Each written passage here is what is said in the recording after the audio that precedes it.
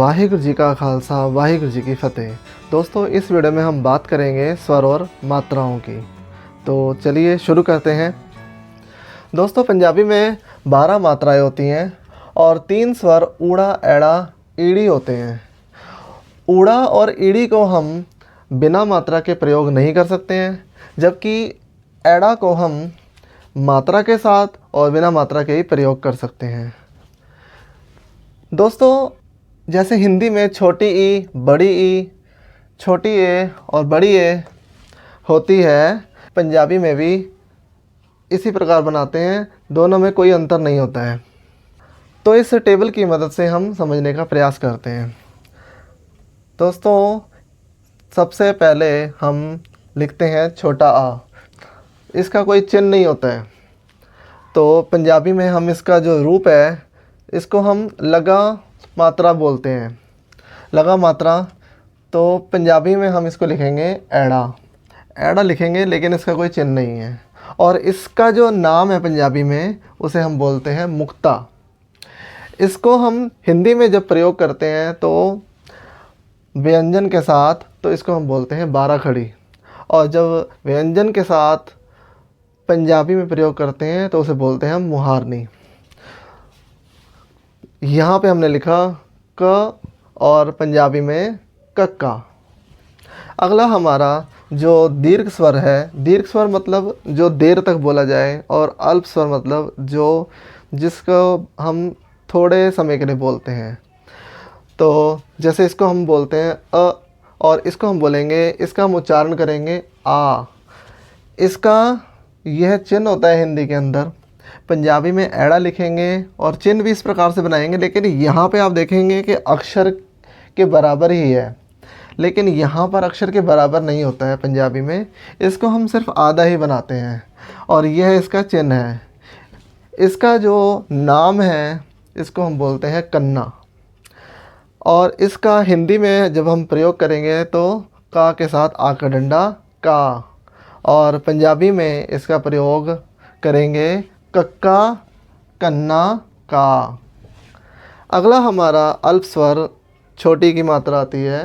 इसका उच्चारण करेंगे ई, और यह इसका चिन्ह है। इसको हम इस प्रकार से लिखेंगे। सबसे पहले लिखेंगे ईड़ी। ईड़ी के साथ इसी प्रकार से जैसे हिंदी में है, पंजाबी में भी हम इसी प्रकार से मात्रा लगा देंगे। ये हो गया। इसका उच्चारण हम करेंगे ई, और यह इसका चिन्ह है। इस मात्रा को हम बोलते हैं पंजाबी में सिहारी।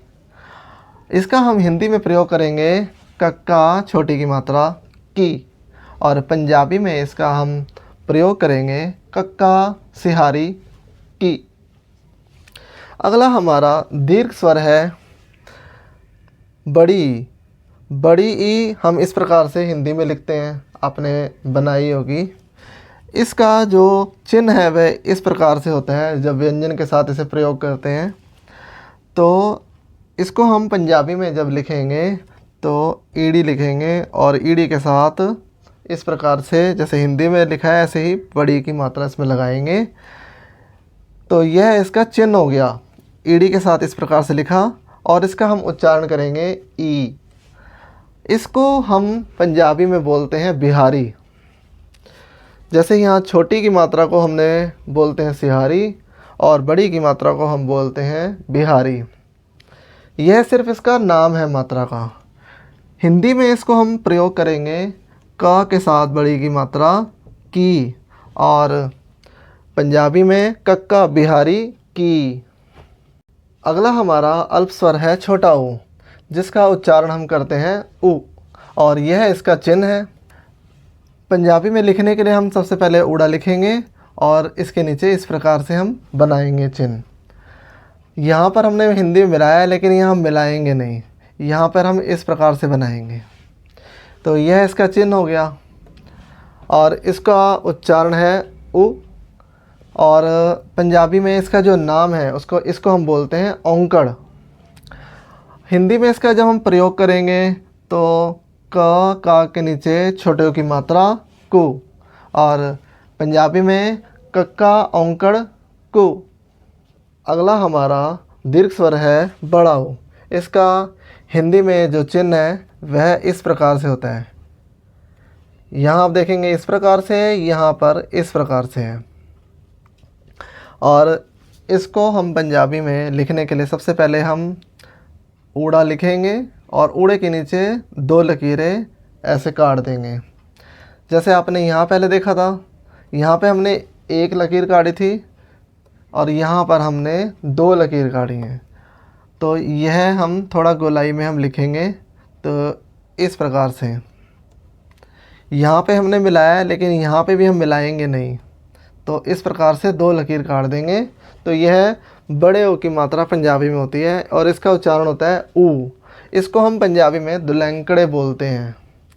हिंदी में इसका जब हम व्यंजन के साथ प्रयोग करेंगे तो का के नीचे बड़े ओ की मात्रा और उच्चारण होगा कू। पंजाबी में हम इस प्रकार से लिखेंगे कक्का दुलैंकड़े कू। अगला हमारा अल्प स्वर है ए और यह इसकी मात्रा होती है और इसका उच्चारण होता है ए। यहाँ पर हम ईड़ी लिखेंगे, ईड़ी के ऊपर हम हिंदी की तरह ही चिन्ह बनाएंगे, जैसे हिंदी में ऐसे ही पंजाबी में। तो ये हो गया ए। इसको हम बोलते हैं ला। हिंदी में इसका प्रयोग का पे छोटे की मात्रा के और पंजाबी में कक्का ला के। अगला हमारा दीर्घ स्वर ए है और यह इसका चिन्ह है। यहाँ पे हमने 1 लकीर काटी थी, यहाँ 2 लकीर काटी हैं इस प्रकार से तिरछी। और पंजाबी में भी इसी प्रकार से हम 2 लकीरें काटते हैं। लेकिन आप यहाँ देखेंगे अल्प स्वर हमने ईड़ी के साथ बनाया है और दीर्घ स्वर हम बनाएंगे एड़े के साथ। और यहाँ पर हिंदी की तरह ही 2 लकीरें काट देंगे तिरछी। तो इसका उच्चारण भी हिंदी की तरह ही ए होगा। इसको हम बोलते हैं दुलाइयाँ। हिंदी में इसका जो प्रयोग है वह का पे बड़े ए की मात्रा कै और पंजाबी में कक्का दुलाइयाँ कै। दोस्तों अगला अल्प स्वर है ओ। हिंदी में हम इस प्रकार से लिखते हैं और यह इसका चिन्ह है।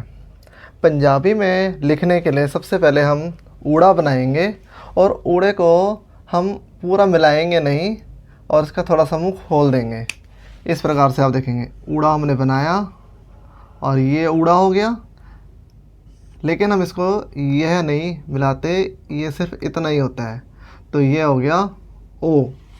इसको हम बोलते हैं ओ और यह इसका चिन्ह है। अगर आपने खाली केवल ओ लिखना है तो आप इस प्रकार से लिखेंगे और लेकिन आपको अगर किसी और व्यंजन के साथ में आपने यह मात्रा लगानी है तो इसका चिन्ह इस प्रकार से होगा, यह चेंज हो जाता है। इसको हम थोड़ा सा इस प्रकार से करते हैं तो ये हो गया, ये चिन्ह हो गया ओ का और इसको हम बोलते हैं होड़ा। हिंदी में इसका प्रयोग करेंगे का पे ओ की मात्रा को और पंजाबी में कक्का होड़ा को। अगला हमारा दीर्घ स्वर है ओ और यह इसकी मात्रा है। पंजाबी में लिखने के लिए सबसे पहले हम लिखेंगे एड़ा और एड़े के साथ हम पहले ऊपर आप देखेंगे होड़ा वाली मात्रा बनाई और इसके नीचे इस प्रकार से कर देंगे तो यह इसकी मात्रा हो जाएगी बड़े ओ की और इसका उच्चारण होगा ओ। तो इसको हम पंजाबी में बोलते हैं कनोड़ा और हिंदी में अगर इसका प्रयोग करेंगे तो करेंगे इस प्रकार से का पे बड़े ओ की मात्रा को और पंजाबी में कक्का कनोड़ा को। आप यहाँ देखिए अगर हम अल्प स्वर लिख रहे हैं तो ऊड़ा के साथ लिख रहे हैं और दीर्घ स्वर लिख रहे हैं एड़े के साथ। एड़ा बनाएंगे और यह दीर्घ स्वर हो जाएगा। पहले भी आपने देखा जब हमने छोटा ए लिखना था तो ईड़ी के साथ बनाया था और जब हमने बड़ा ए लिखना था तो एड़े के साथ बनाया था। इसका मतलब ये हुआ कि हमें जब दीर्घ स्वर बनाना है तो हम एड़े के साथ बनाएंगे। अगला हमारा जो स्वर है वह है अंग। अ पे बिंदी। पंजाबी में इसको हम लिखेंगे एड़ा और इस प्रकार से हम चिन्ह बनाएंगे। इसको हम गोल बनाएंगे लेकिन हम इसे मिलाएंगे नहीं। तो ये इस प्रकार से इसको हम बनाते हैं। तो इसका जो उच्चारण है वह होगा अंग। इसको हम इस जो चिन्ह है इसको हम बोलते हैं टिप्पी। और हिंदी में जब प्रयोग करेंगे तो क पे बिंदी लगाएंगे तो इसका उच्चारण होगा कंग। और पंजाबी में कक्का टिप्पी कंग। अब आप देखिए कि बड़ा आम ने लिखा और उस पर चंद्र बिंदु लगाया। इसको हम हिंदी में चंदा बोलते हैं, चंद्र बिंदु। तो चंद्र बिंदु लगाया तो ये हो गया आ, इसका उच्चारण हो गया आ। और ये इसका चिन्ह है। पंजाबी में लिखना है तो एड़ा लिखेंगे, एड़ा के साथ कन्ना लगाएंगे, फिर यह है बिंदी लगा देंगे। पंजाबी में हम यह चिन्ह नहीं लगाते हैं, चंदा जो होता है इसको हम नहीं लगाते हैं। पंजाबी में सिर्फ हम बिंदी लगाते हैं और इसका उच्चारण हो गया आ। जैसे यहाँ पे आ हो गया, पंजाबी में भी आ हो गया। तो यह है, आपने देखा कन्ना और बिंदी, इसको हम बोलते हैं बिंदी। ये जो हमने बिंदी लगाई है इसे हम बिंदी बोलते हैं, लेकिन इसे हम कन्ना के साथ लगाते हैं तो कन्ना बिंदी भी बोल देते हैं। हिंदी में प्रयोग करेंगे तो इस प्रकार से करेंगे क के साथ आ का डंडा और ये चंद्र बिंदु का। और पंजाबी में कक्का कन्ना बिंदी का।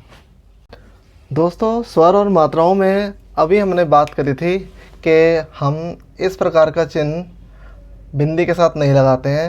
इसका जो प्रयोग होता है यह आधे अक्षर का काम करता है। जैसे इसको हम बोलते हैं अद्धक। जैसे आपने लिखना है दिल्ली तो आप लिखेंगे दा पे छोटी की मात्रा दी और आधा ला, फिर पूरा ला और बड़ी की मात्रा दिल्ली। पंजाबी में लिखने के लिए आप आधा ला नहीं लिखेंगे। यहाँ पर हम सबसे पहले लिखेंगे दद्दा, दद्दे पे सिहारी दी, ये हो गया। ये अक्षर इतना ये हो गया।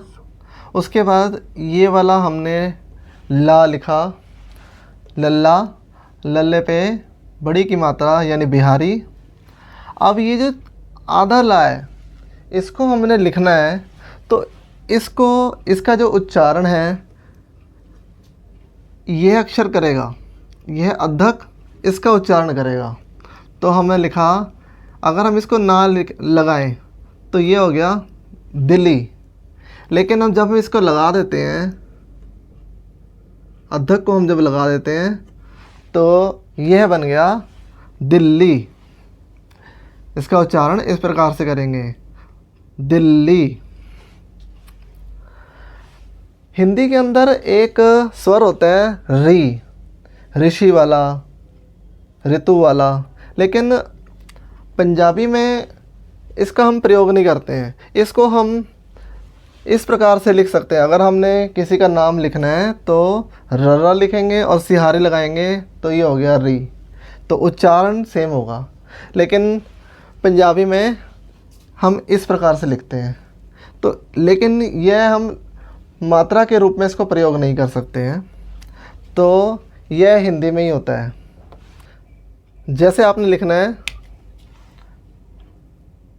ऋषभ,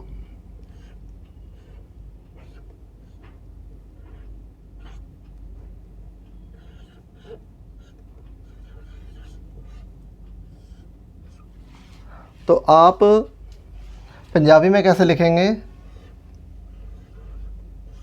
ऋषभ,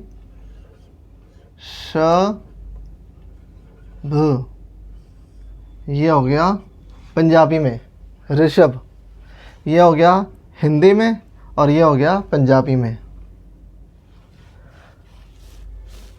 हिंदी में एक स्वर आता है आ के साथ दो बिंदी और जिसका उच्चारण होता है अह। जब हम संस्कृत में नाम लिखते हैं तब इसका प्रयोग किया जाता है।